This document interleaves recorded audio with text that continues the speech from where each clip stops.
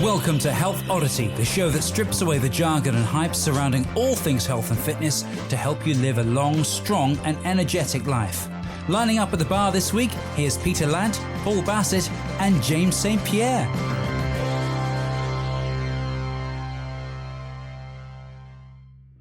Hello and welcome to episode 89 of the Health Oddity podcast.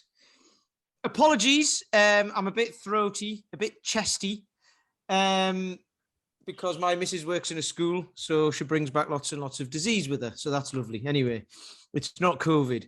So, well, this week, I'm going to ask you straight out of the blocks to please like and share this episode far and wide, and episodes before this. We have a Facebook group that you can join as well. You just request to join and we let you in that. And, you can ask any questions, request guests and stuff in there as well. So whatever platform you're on, if you can, please leave us a review. And like I said, please like and share this with your friends. So this week, we're going to do something which one of us had the amazing idea of talking about. So see if you can guess who that was. It was me. I'm guessing by your smugness that it was you, Pete. But no. We'll talk about that in a second. But yeah, so introductions first, the usual suspects. We'll say hello to James because nobody ever says hello to him, do they? So how are you doing, James? Hello, I'm very, very good, thank you. And I just want to share with the listeners, if you listened to last week's episode with Jeff Sokol, aka @SokolStrong, he talked about a procedure that he was going in for the day after we recorded, actually, and he was quite anxious and quite concerned about it. And just to let you all know, if you listen, I have spoke to a few people, and a few people have asked me about it. He did email me over the weekend or yesterday, I think, and say that he had the procedure and everything is good. So he did at one stage mention potentially being tipped into a lake if it went wrong. So he is not in the lake. He is very, very well. And he's messaged me and he's again said he's looking forward to coming back on and discussing the nuts and bolts of training and how to get stronger and technique and stuff. So we will speak to Jeff again in the future, which is great. Excellent. So that's how James is. But aside from Jeff, I'm very, very good. Thank you. Yeah, I'm excellent. Glad to hear it. And how are you, Paul? How's it hanging, so to speak? Well, James put up a post today about coffee Guinness, which sounds like what kind of abomination is that? It's a delicious abomination. Don't knock it till you've tried it. It's very, very nice. It's a much lighter, smoother. It's just really nice. Yeah, I know Pete likes his Guinness, so he could try a coffee Guinness. Yeah. Do you know what? Years ago, I would have been the same. I would have been like, "Whoa, no! Why would you want to do that? No, disgraceful."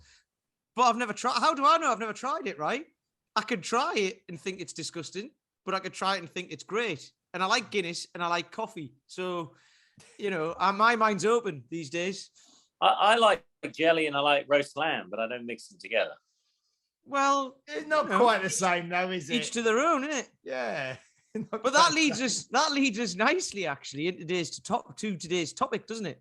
Because I told someone what I have for breakfast and I thought it was a bit weird. But anyway, so today, one of us, like I said, had the amazingly fantastic, inspired idea of talking about nutrition. Now, nutrition is a minefield. There's many, many diets and protocols and all sorts out there. So rather than try and tell you what to do, one of us had the amazing, inspired idea of telling you what I've just spat on my screen, of telling you what we do. So the reason for this is we have, even though we are all in the fitness industry, we have 3 different lifestyles. Okay, I haven't got any kids, but I've got a spaniel who needs lots of walking, and I've got lots of time because of the way I run my life. James runs a big business. Is it a small business or a big? It looks quite big. Technically, it's a micro business. Well, it's a micro business, but he does all right with that. But obviously, there's lots of moving parts. but and he's got 2 kids, and all of the stuff that goes with that.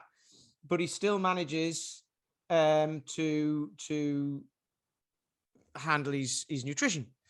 And Paul doesn't own his own facility, but he rents a place in Daley Thompson's gym in Putney. Putney's obviously really busy, and Paul's got a very busy lifestyle with 2 kids as well. But I'll let them tell you more about their own lifestyles, obviously, because they know more about it than I do.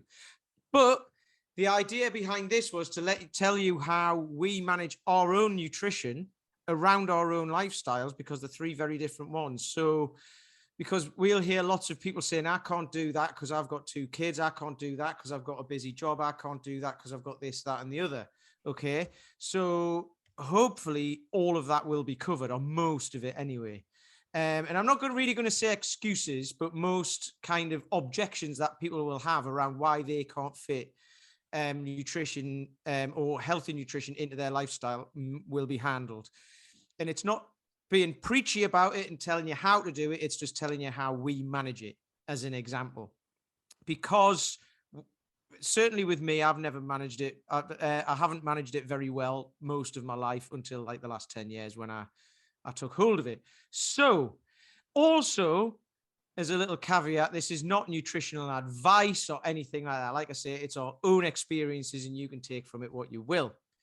I think we're covered. What do you reckon? Yeah. So Twitter and see what happens. Right. So, I mean, we'll start with James. We already know what you do anyway, but let's talk a little bit about, we've got lots of stuff written down what to talk about. We'll talk a little bit about what you do now, what you've done in the past, and then what you've kind of kept and what you've put aside, and how your lifestyle might have changed since you've had kids and stuff like that. So therefore, obviously, you'll keep some protocols and let other ones drop by the wayside and add in new ones and what have you. So, yeah. So what does it look like at the moment? Well, I think the first thing to sort of say is that I think for most of my life as well, I didn't really, or haven't really paid too much attention to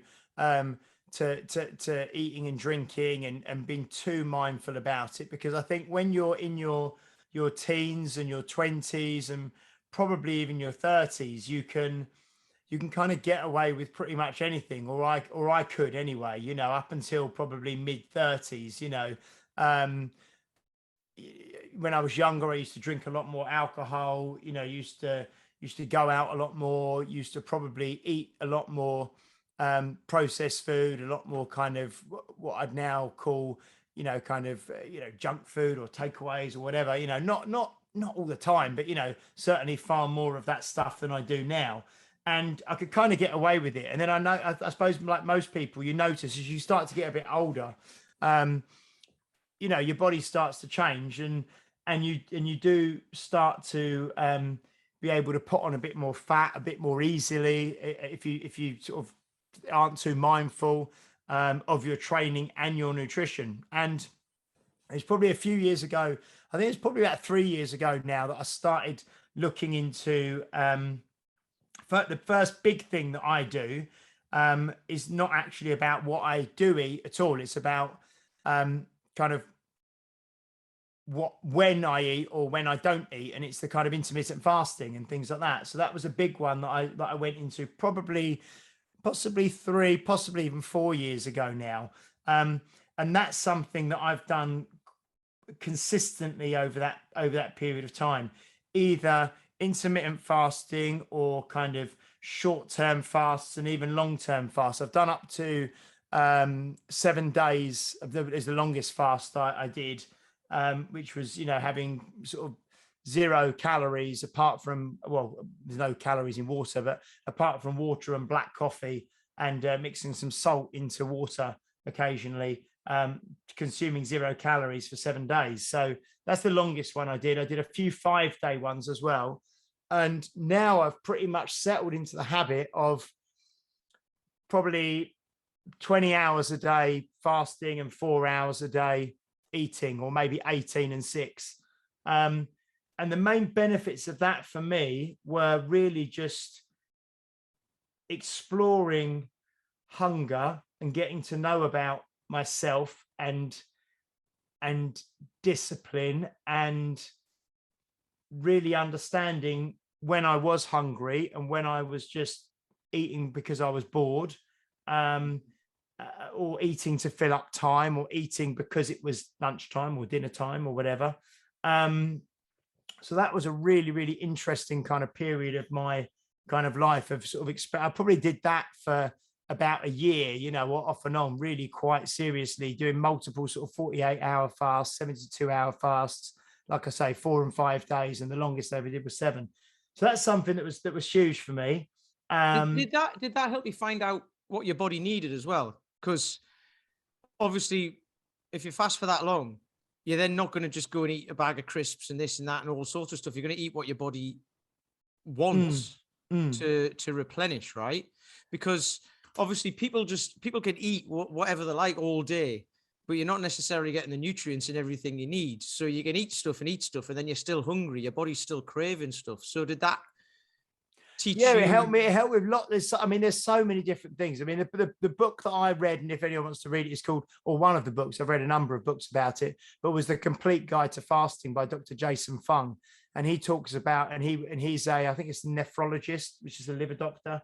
And he talks about lots of medical things around it. But the main thing that it taught me was that hunger kind of comes in waves, and you don't get you learn to actually, and Josh Hillis talked about this a lot as well. You may be hungry, or you may just be craving something in that moment, and that craving will pass. And also hunger passes as well. Yeah. And so that was fascinating. And then also, when you then eat, you really enjoy your food a lot more, and you enjoy the taste of natural food and the real taste of, we mentioned before, we'll talk about it today, but we mentioned before coming, before recording, you know, these single ingredient foods, and actually the taste of, you know, vegetables, or the taste of a bit of fish, or the taste of something without, you know, slavering it in sauce and all the rest of it. Just, you really appreciate the natural goodness of food. And when you come off the back of like a 4 or 5 day fast, that first meal just feels, it tastes, you know, incredible, you know, and you appreciate and you savor every bite. So there's so much that you learn, that I learned from the process of exploring fasting and abstinence from eating and stuff, that kind of really affects the way I think about food now. So there was that, which was massive. And then, you know, I'll pass on to someone else in a second, but I then went from the fasting kind of stuff, went into the book I've mentioned previously, Mark Sisson and Brad Kearns, the Primal Blueprint, and went into a far more kind of ancestral way of eating and far more natural, and then moved towards more of an animal-based stroke carnivore approach for the last 13 months. And I'd probably say that now I'm 80% on that still, you know, as a sustainable lifestyle choice. And I love it. And I would say that a culmination of lots of things that I'm doing at the moment, not just, also I've looked at my sleep more seriously as I've got older. I've looked at my my training more seriously. Obviously I've now, you know, program stuff from Paul McElroy, looked at my walking more seriously. But at 44 years old in a couple of months, I'm now kind of leaner, and I'm able to stay leaner than I've ever done in my life with less effort by doing a combination of all these things that I'm doing. So it's really working for me. Yeah. So what's good about that is, because what you do now, if you just said, here's how I eat now, and well, actually talk about the fasting as well, it all sounds quite extreme, but you've explored, and it's what works for you. If you'd have gone carnivore and you felt really rubbish, you'd have stopped doing it, right? Yeah. So this is one of the things. It sounds extreme. It sounds restrictive as well. But then actually, if you enjoy it, it's not restrictive, because it's not. You're just taking out all the stuff that you don't enjoy. So that's it's not that I don't. Yeah, and it's not that I've always. So I do eat. I eat. So the stuff I actually eat.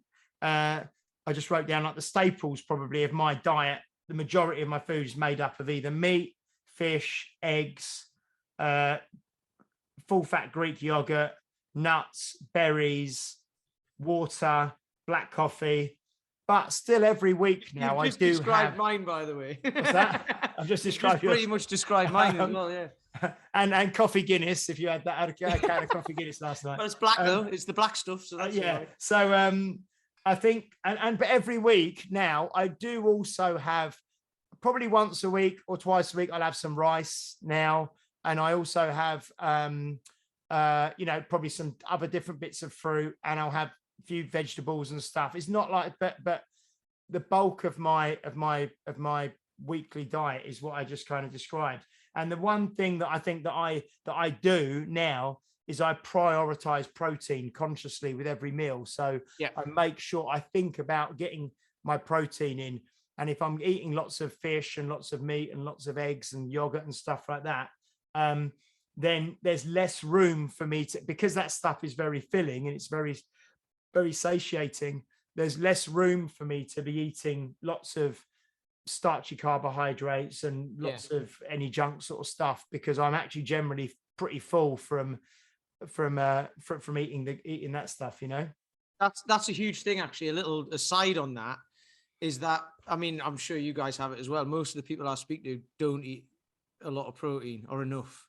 Or not that they don't eat enough, they don't eat enough to warrant kind of what the goal that they want for kind of like fat loss and stuff like that.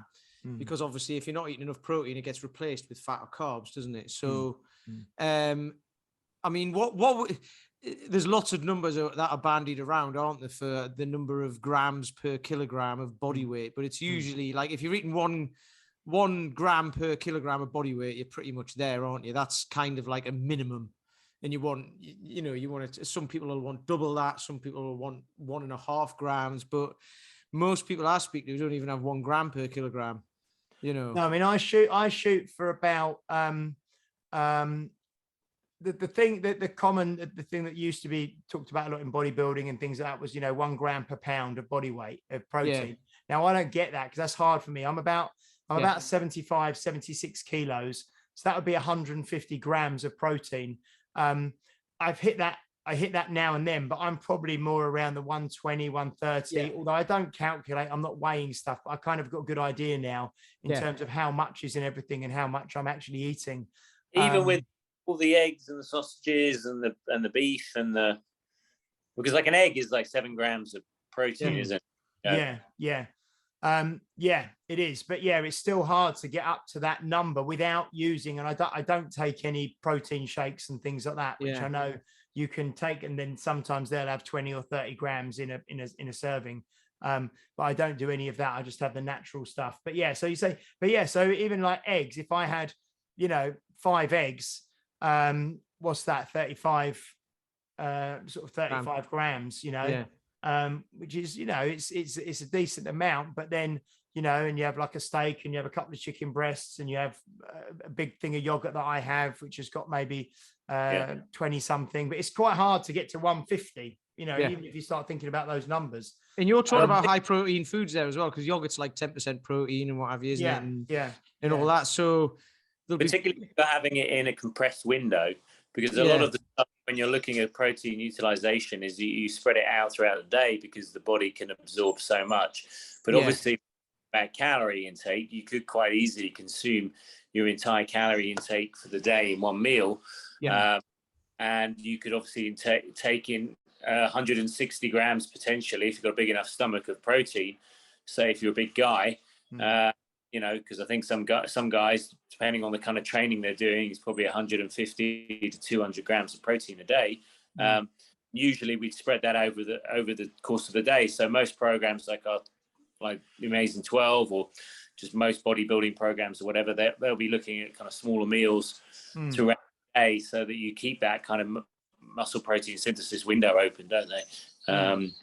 It's also I know that what Paul's touching on there obviously is the stuff that was really heavily touted 20 years ago of you train and then you've got kind of like a window of opportunity to consume protein after training, and it was 20 minutes or 30 minutes after training you have to consume this.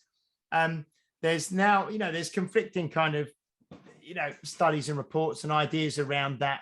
Now, I'm not saying what is right and what isn't right, but I think from an evolutionary perspective, there was also this number that you can't absorb and synthesize more than 30 grams of protein in one sitting. And then, well, what's that though? Is that for an 8-stone woman? Is that for a 25-stone man? Is that for a 15-stone man? Is that for how active you are? So there's a lot of things there that there's a lot of moving parts there as well. The thing with that is, I think for most of our listeners as well, who might be struggling with nutrition, that's the least of their worries. That's too much. I know, and I was just going to say, I was aware. No, but it's just getting your nutrition on point for a start, isn't it? And then you don't have to worry about meal timings and all of that. It's just actually. Well, it's optimal. The goal, isn't there? You know, and talking about an Olympic cyclist who's trying to think about meal timings because of the amount of volume, then of course probably that's quite important.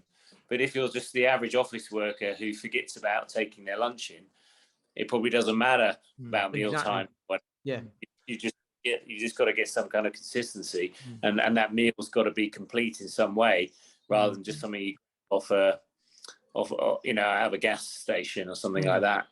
Exactly. And I think that's the thing, isn't it? Like with the majority of people that I speak to, and we brought 15 new people in yesterday, and this is we're talking around nutrition in a group setting on Sunday. Most people, and first, and I know we all agree with this, and we do this anyway.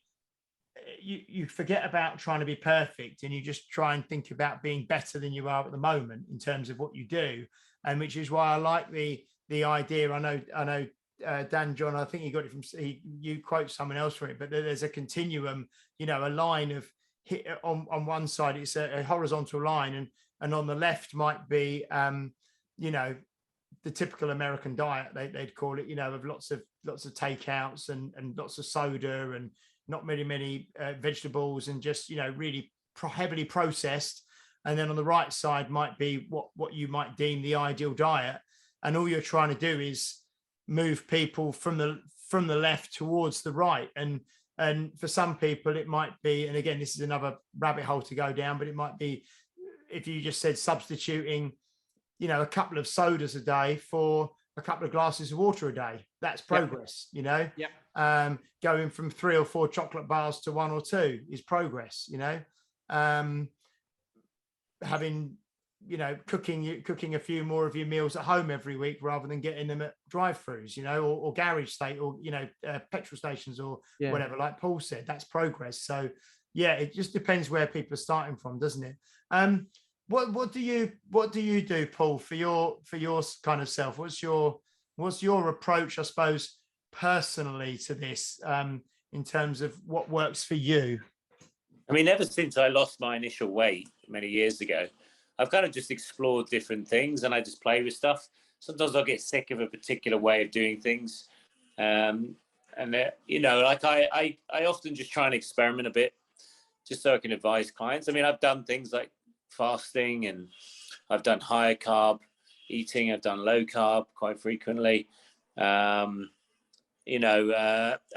the moment, I give myself freedom at the weekends to just kind of not think about food too deeply, where if someone wants to go out and have pizza, we have pizza. If I want to have dessert, I'll have it. But during the week, in the working week, I'm much more structured. I'm focusing mainly on whole foods. I eat quite a bit of meat. So I'll look to predominantly have more meat in my diet, and I get most of my carbohydrates from fruit, I would say, at the moment. So rather than having bread and rice and stuff like that, which tends to make me feel quite bloated, I'm getting a lot of my.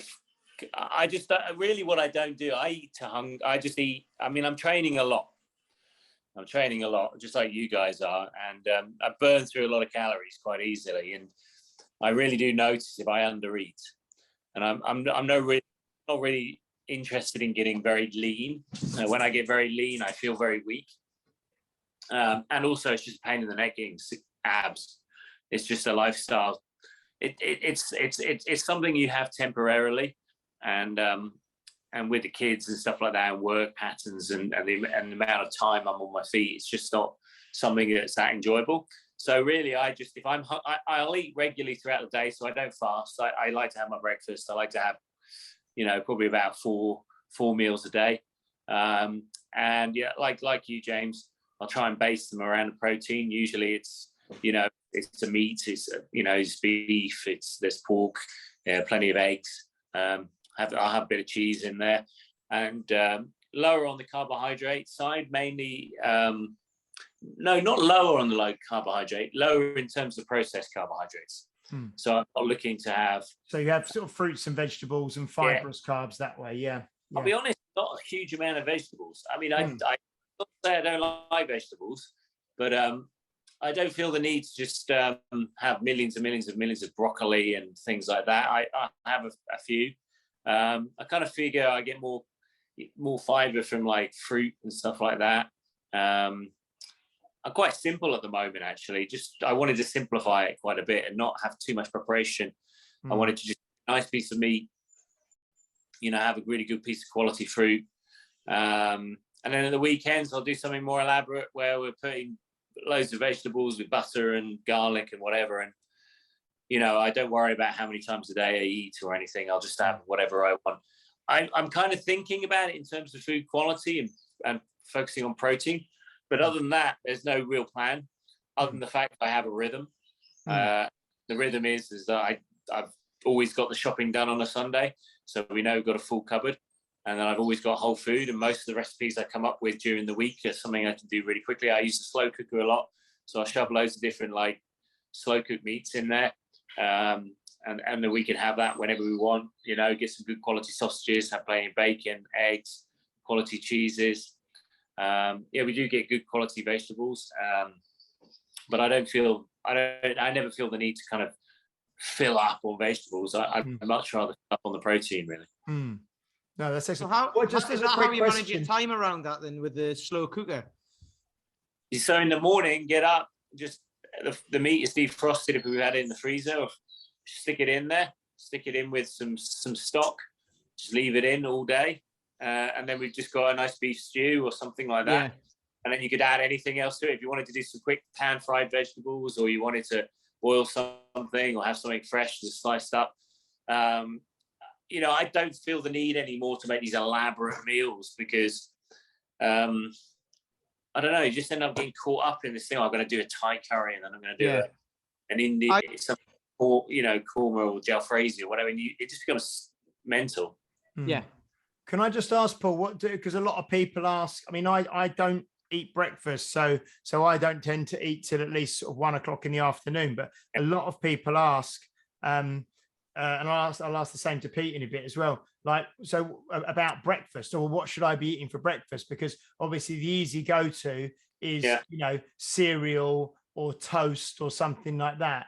And people seem to want to move away from that. What's your kind of breakfast that you have? Pretty simple, really. I'll either have some kind of, like you, some good quality Greek yogurt with some berries and stuff like that on it. Maybe if I'm feeling like I've got a hard training session, I'll have a drizzle of honey on it. Or eggs, and eggs just kind of lightly fried in a little bit of butter. Maybe 4 eggs. Nothing too heavy. I don't want anything too heavy. And then I'll have some fruit, like an apple or maybe some grapes or banana or something. And that'll do me. I don't. A lot of people get bored at breakfast, and I don't really understand this idea that breakfast needs to be entertaining. Actually, when I dig down into it, they're often not eating it. Well, this is one of the things. People think food always has to be entertaining, and it's like, I get that people want to cook elaborate meals and all that, but if time is your problem, just eat. You can just throw something. You can throw something together very quickly. One thing that you said there, Paul, that I thought as well is I always have hard-boiled eggs in the fridge. Steph will just hard boil 12 eggs or something and just peel them in the fridge, and then literally just, that's a great snack. Like a couple of hard-boiled eggs is filling as well. It's high in protein. It's good. It also means if you let a sneaky one go, You can just go and open the fridge door and go, oh, it was sorry. It's because I've opened the fridge.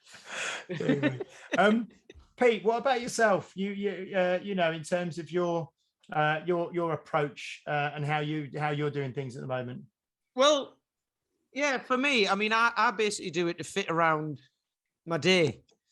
So I train in the morning. I always train fasted, always, because it just, if I eat before I do, I'll still be full, so I don't bother. Yeah, me too. I train fasted all the time. But I'm the same as you. I've experimented with intermittent fasting and pushed times back and all that. But I usually eat breakfast around about 11 o'clock because I'll have a session with the guys in the morning. Then I'll come home and train. Then I might have another session and what have you. So by the time I've got my morning done, it's like 11 o'clock. So I'm like, right, I'm ready for breakfast. But what I will do is while I'm training, so I train at home, I might be making my breakfast as I do it in between sets. Because like similar to Paul, I'll just have eggs for breakfast. Chuck like 4 eggs, whisk them up, bit of black pudding all chopped, like sliced up, and a bit of ham or bacon or whatever sliced up. I put plums in there as well sometimes, bit of fruit sometimes, because it like people are like, oh, that's weird. And it's like, no, it actually goes quite well. And it's just tomatoes, anything that's lying around basically. And I'll always have things like bits of fruit and bits like tomatoes and spring onions and stuff like that lying around. Just because they're just nice to have. And then I'll basically melt a bit of butter in a pan, chuck it all in there, fry it for a minute, and then chuck it in the oven for 10 minutes or however long it takes to cook. And then I'll be doing that while I'm training. So by the time I finish training, it's ready. Or it's ready, and then I've got to go out again for another session, and I'll have it cold when I come back. Because that's another thing people say. I say, what, you have it cold. It's like, actually, it's really nice. It's just like a quiche, isn't it, I suppose? Yeah, you know yeah. what I mean? It doesn't have to be warm. Yeah. You know, so that's what I do for ease in the morning. And like I say, that's about 11 o'clock. So I usually eat dinner like between 7 and 8. And then I'll be like till 11, go through till 11 in the morning, which I find really easy to do. Everyone tells me to think of eggs whenever they do a nutrition program. Yeah, but if you put other stuff in with it, it's a different flavor every day. I know. I mean, sometimes I'll chuck, like if we've got feta in the fridge, I'll chuck that in, or I'll just have some cheddar, or like I'll melt some cheddar on top of it, like not loads, but just for the taste. Yeah. You know, there's all sorts. Or I'll chuck a slice of garlic and chuck that in as well. Sometimes not with the plums and all that. I'll have I'll chuck a load of vegetables in and some garlic and a bit of meat and stuff like that as well. So it's all like, it's just, honestly, there's endless recipes for that. That's a very different mentality to what most people come to nutrition programs with. You're coming in with an abundance mentality, aren't you? You're saying, I've got all these things that I can add in and look at the variety that I can have and the possibilities. Whereas most people come in and say, all I'm having is eggs, and I want to have anything. I want to have croissants. I want to have pain au chocolat. I want to have cereal. That's a different issue. Do I want to call it an issue? I want to be able to eat what I like. That's where you're coming from, isn't it? I would say in that sort of situation. It's like, that's very restrictive, and it's like, but it's not. So you're saying coming at it from an abundance, but it's not. It's like that. Yeah. It's not restrictive what I'm doing. Well, it's you make it, isn't it? Sorry? It's only restrictive as you make it. Exactly. Yeah. But like I say, that fits around my day. But then I've experimented with, I used to fast from a Sunday night till a Monday night. So not go all day Monday without food. Basically, because I'm the similar to Paul. Over the weekend, I don't really watch what I eat. But then I don't eat that much differently either. I might have we make homemade pizzas and stuff like that. You know, I've got a beard and a tattoo now, so I had to get some sourdough, didn't I? So we make sourdough pizza and all that sort of stuff, but all single ingredient stuff as well. So I make the dough myself, we'll cook it, and, we'll put all the stuff on the pizza. So it's still single ingredients. It's just got dough with it as well. We might have a takeaway on a Saturday night, like have a curry or a Thai or something like that, but from one of the local restaurants, which, are all like have all got very good menus and stuff like that, and they're all, they're all well established. And another thing, it's the way I think about it is what people say. So I was speaking to someone the other week, and like on a Sunday, we'll have, I might eat like bread over the weekend and that as well. Recently, I've started to eat less bread and less grain. So we used to eat couscous during the week and stuff like that, and I've kind of stopped doing that now because it made me feel a bit bloated. So I haven't cut bread out completely. I've just I've drastically reduced it. Yeah, so I might only have it on a Sunday. With breakfast. But like on a Sunday evening, because we've had pizza and some curry and stuff like that over the weekend, we might end up just having a salad or something like that. And people are like, I've spoken to people, especially through winter, and they're like, what? You don't have a massive Sunday roast and splurge and all that? It's like, well, no, because we did that on Friday and Saturday. So why would I want to do that on Sunday as well? Or if I know it's coming on Sunday, I won't eat all day, and then we'll have a big roast. Because I know I'm going to stuff my face. So there are no surprises. That's what I'm kind of getting at, is I know what I'm going to eat today. So I know what I can add in. So I'm, like during the week, I'll eat breakfast, like eggs for breakfast. I'll eat dinner is meat, fish, vegetables. That's basically it. And then during the day, same as James, meat, yogurt, full fat yogurt, berries, nuts.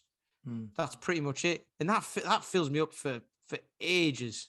And I don't even do that every day. I only do it when I feel like I need to. One thing I've had a lot lately is since Dan John came down, and he was talking about sauerkraut and kimchi and fermented vegetables and stuff. So I've started having that a lot now as well. So that's something I also have. So if I have, meat and eggs, I'll often have a big thing of sauerkraut with it. And just quick shout to Alison Young, who came down to do the Tactical Strength Challenge with us at the weekend. And she came down from London. She's been down the last 3 times, and she brought me these 3 lovely jars of, I think it was from the London Fermentory, it's called, but they're kind of like artisan sort of sauerkrauts, different ones, and a kimchi as well. And really, really nice. I like having that as well. So I've started doing that as well. Actually, just cabbage. I just get cabbage and slice it up. I've bought a couple of jars from somewhere, and they've got a spring on them, so they let the gas out, and that's lovely. Like 2 cabbages makes enough for it lasts as ages. Yeah, because we've been buying sauerkraut as well, and yeah, go on, sorry. I was about to say, talking of gas, there must be a ton of gas after all that. No, it's good for your gut, mate. It is. It's I found personally, like, to talk about that for a touch, loads of meat and eggs and sauerkraut and stuff like that. My actual bodily gas is virtually non-existent, like compared to what it used to be. I think when I was eating lots of like vegetables and things like that, then that does actually create a lot more of that. But this is one of the things, isn't it? So we've all just explained like our approach to what we do, but it doesn't mean it's right for everyone, because everyone's different. And there's like most people have got some sort of food intolerance that they're not even aware of because it's low level. But I mean, talking about that sort of stuff, if I eat lentils, pulses, anything like that, it's horrible. It makes me feel really horrible.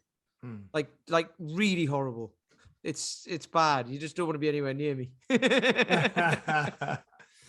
Oh, that's like really the thing is, what I have noticed is that regardless of whatever I've been eating, as long as I'm in a deficit, I lose weight. Yeah. Oh, totally. Food quality is important. Adequate protein, all those things, all important. But if you can't lose weight, then you are not in a deficit of some description. Because I did work with Chris Lowe. I had a very high carbohydrate, loads of rice, loads of not so much bread, but certainly lots of kind of starchy carbs, things like that. Plenty of fruit, even like some things like protein bars and more processed food in there, just to get the calories in. And I lost 8 kilos over a 3-month period, eating about 3,400 calories. And I knew that I was eating that because I was weighing everything. Obviously trying to get as much food quality as I could. But, if you're in a deficit, and you can be sure you're in a deficit, and you're not losing weight, are you in a deficit? Are you truly in a deficit? So you've got to be honest with yourself, haven't you? Yeah, because your body won't break the laws of physics. No. I mean, that's one thing I've written down, which is a huge thing for a lot of people I speak to as well, is don't drink your calories. Like James was saying earlier, and I'm the same. I drink water and black coffee. And that's it, apart from like I'll drink beers and stuff like that at the weekend. But other than that, there's no calories in any of my drinks because it's, I don't know, it's just a waste of calories as far as I'm concerned. I'd much rather eat them in some nice food rather than a sugary drink or even a non-sugary drink or whatever, you know what I mean? But yeah. Oh, totally. No, that's really interesting. I think we mentioned water there. Obviously, that's something that a lot of people don't do. Don't drink much water themselves, which again it's a straightforward, it's one of those low-hanging fruit kind of quick wins, isn't it? Increasing the amount of water they drink, which everyone says, but I don't know how many people actually, a lot of people I speak to don't do it. And then I'm slightly baffled when an adult sort of says to me they can't drink water, they don't like plain water. I'm always a bit I'm just thinking actually as well about kind of the principles behind all of this. So, because I was gonna talk about like the change of lifestyle. I mean, I'll do this very quickly because we need to wrap up in a minute. But the change of lifestyle. So, I was saying I fasted from a Sunday night to a Monday night, and I did that for a year and a half, 2 years nearly. But then I got the boy, the spaniel, and I'm out walking him 3 hours a day. I'm doing 60 miles a week. I was knackered. I had to start eating again. So I don't do that anymore because it used to fit with my lifestyle. And then I started training with Paul McElroy, and then I started eating more anyway. But so the principles I've got in place. So recently, I had a funky shoulder. So I had to drop all the weights down. So I'm training less. I'm not training less, but I'm doing less weight. So therefore I'm not expending as much energy. So I started to notice I was getting a bit of a tire. So the old belt line, the knicker elastic, was tipping over. So no, but that's my thing, and that's what I spoke about ages ago. So I was, instead of having 4 eggs for breakfast, I was having 3, and I was having yogurt and berries and that 3 times a week instead of 5. On days that because I was then only training 3 days a week rather than 5. So on the days I wasn't eating it. And it normalized. And what's happened is the weights are building back up. So I'm pretty much back to where I was. And I've realized I've started having to eat more again. So the principles are there. And without weighing food, all I've said is I'm going to have 25% less for breakfast, which means 1 less egg.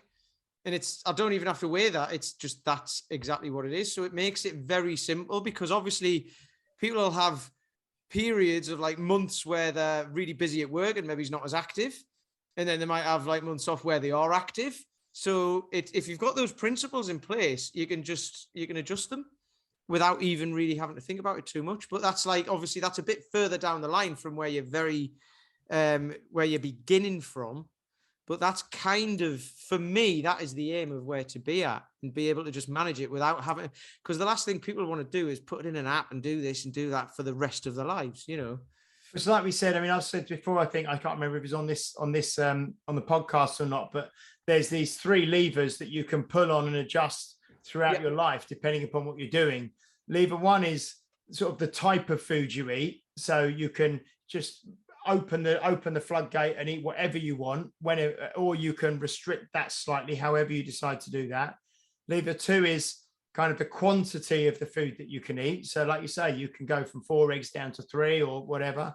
Yeah. And then lever 3 is kind of when you eat. So it's kind of the time compression, the time window, and that sort of thing. And you've got those 3 kind of controls at your disposal at any time, and they're very easy to toggle and to play around with. And if you find that you're putting on body fat that you don't want to, you can make some adjustments there quite easily. If you feel like you're maybe you're losing weight and you've got no energy, you can maybe increase some of those. And, you know, when you get yourself to a place of, you know, homeostasis or whatever, and you're kind of where you're at and you're balanced and you're where you need to be, you just hold things there, you know. And if lifestyle changes, you might need to make some changes. But I think we haven't discussed it on this podcast, and we do need to wrap up. But I know Josh Hillis talks about it a lot, but we're talking about food in a very mechanical way, in a very you know, process energy in, energy out type way. And we do totally understand, because we are human obviously as well, that the majority of people's food choices are not dictated by intellect and logic. They're dictated by mood and emotion and you know, all the rest of it. So it is as simple as we're saying, but it's not always as easy as we're saying, because there's lots of other things that come into when you've got everything else in place, like sleep and all of that, like all sleep and exercise and work and life and all of that that we've spoke about before as well. That's when it can actually slot in quite nicely, isn't it? Yeah. But the thing is, I think we've all just said we've experienced all of that as well. As in, you know, I used to be rubbish with food and eat what I like and drink what I like and think I could get away with it and just run it off. But it doesn't work like that, unfortunately. Go. So yeah, we'll wrap up there. James, well, have you got any last thoughts apart from that last thought that you've just done there? No, but I just wanted to say as well, just congratulations to everyone who did the Tactical Strength Challenge last weekend at Unique Results. It was really fantastic. Well done to everyone. Well done to Edith, who I mentioned a lot on this show, who did 63 years old, got 100. Her previous best deadlift was 95 kilos. She did 102.5 kilo deadlift, 131 snatches in 5 minutes with a 12 kilo bell. You know, fantastic, you know, getting better and better. So that's great. And everyone else at Unique Results did fantastic, and everyone who joined us. So yeah, really, really good. So no, it's great. And it's been an interesting conversation actually, and hearing your guy, you know, both of your the way you do things as well is always good. So that's great. Excellent. Paul, anything to declare? Anything to declare? Yeah. Nothing. You went quiet there. So he did. I knew what he was saying. Genius, you declared your silence. Right. Yeah. No, long as, I mean, whatever you do, you've got to bring your attention to it. Yes. Because I think it's by virtue just bringing your attention, whatever the way you. I mean, we've just kind of settled into something that works for our lives, and I'm sure it might, if we ask us in another year's time, things may have changed a little bit. But I doubt any of us would have ballooned into 20, 30 kilos extra weight or gone up and down radically. So I think you've just got to bring your attention to it. And I think, you know, James and Peter, you both think about your food, and you're more efficient about thinking about it, but you never take your attention off it. And I think that's probably why you're in a place where you're quite confident with it. But I've just had some new mugs made for my crew, which is if you can't drink coffee on your diet, sack your personal trainer. So that's a new Hounds of Health mug. Nice. Well, I just think, you know, they stop you eating everything. Sometimes, you know, a cup of coffee is all right, I think, but not in a Guinness. So. I was going to say, even a glass of Guinness of coffee Guinness is all right every now and then. Well, try it and let me know what you think. Don't. Well, there we go. Anyway, right, I'm going to leave you with a quote. Right, this is a quote from Arnold J. Rimmer from Red Dwarf, which was on a song by Carter, The Unstoppable Sex Machine, back in the day. Great band. Give them a listen. When you're young, you can eat what you like, drink what you like, and still slip into those 28-inch trousers. Then one day, all of a sudden, you reach that age, 24, 25, your muscles give up, wave a little white flag, and then all of a sudden, you're a fat bastard. And then on Carter, that's where they start going, you fat. But anyway, sorry, just a little bit of joviality there. Nice. I'll Do you leave want to you with wrap? that. Do you want to wrap up for us? Well, there Pete? you go. Let's wrap up. Anyway, that's yeah. Sorry. Didn't mean to offend anyone. But yeah. So, like we said right at the beginning, if you like this, if you think it will help anyone, apart from that last bit, then please like and share. Leave a review if you are able to on the platform you're listening on. If not, try another platform and leave a review on that instead. And yet, share it with your friends. And if you want to get into the Facebook group, just go onto Facebook, search for Health Oddity, and you will find us there.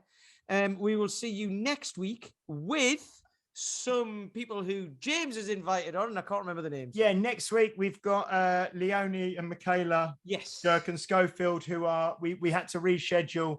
They're the sisters who recently represented Team GB at the Winter Olympics in the Moguls. So they're joining us from France. They're based out in Châtel in France, originally obviously from England, but they're going to join us and talk all about training and elite sport and their experience at the Olympics. But also, I know Leonie has had, and I think they both have, but Leonie has some serious injuries. She's broken her back. She's broken, fractured collarbones, all kinds of things. So coming back from injuries and mentally and physically how to deal with that. So that should be a really interesting chat. We've got them on next week.